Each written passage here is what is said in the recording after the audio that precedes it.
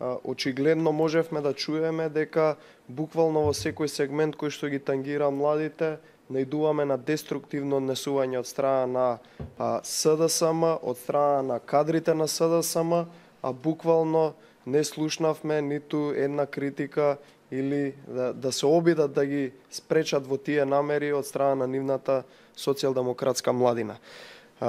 Би сакал само да се надополнам за еден проект кој што е и такако важен за сите млади студенти кои што доаѓаат од внатрешноста. Тоа е проектот за изградба на нови студентски домови. ВМРО ДПМН, како што знаете, веќе го обзнани тој проект, го објави. Имаме готов проект кој што треба, буквално е дојден до финална фаза, односно треба да почне да се реализира.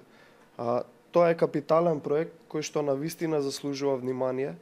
Не само што заслужува внимание, туку треба му се пристапи со сериозност и со одговорност да се реализира, бидејќи ќе постави едни нови темели, нови стандарди за високото образование, односно студентите кои што доаѓаат да се образуваат тука во Скопје, се од внатрешноста.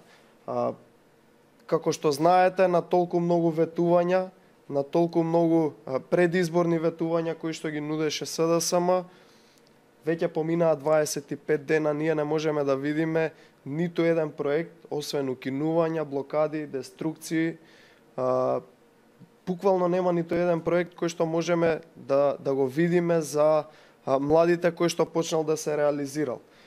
Тоа ме асоцира на една работа дека можеби тие во нивната програма ставале само паушални пасуси кои што треба да се представат пред јавноста или пред младите, без конкретни рокови, без конкретни проекти, така да еве не мора да се мачат да пишуваат ништо, бидејќи веќе се е отпочнато да се реализира кое што допринесува за добробитот на младите.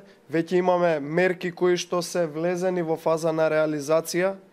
Имаме мерки кои што за жал не успеа да дојдат до фазата на реализација поради онаа политичка криза во која што не втурна СДС, но апелираме доколку ме асоцира дека немаат нивни проекти, слободно може овие проекти кои што ние ги отпочнавме да продолжат да ги реализираат. Тоа ќе биде сосема доволно за покренување на младинскиот стандард во нашата држава. Тука би прекинал, би се заблагодарил за вашето внимание.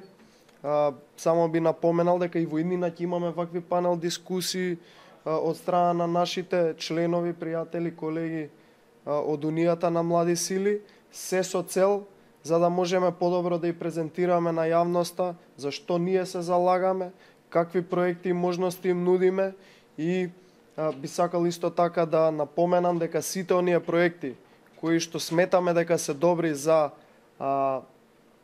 младите, а ќе најдат на препрека и блокада од страна на централната власт, ние нема тука да застанеме, туку и понатака ќе се обидуваме преку локалната власт, онаму каде што ќе наидеме на соработка да ги реализираме, бидејќи како што реков, ние сме за еднакви можности, ние нудиме еднакви можности буквално за сите млади во нашата држава, без разлика на вера, националност и така натака. Ние не правиме поделби, така да ќе си стоиме цврсто за секој проект кој што сме го промовирали, сметаме дека добар за младите.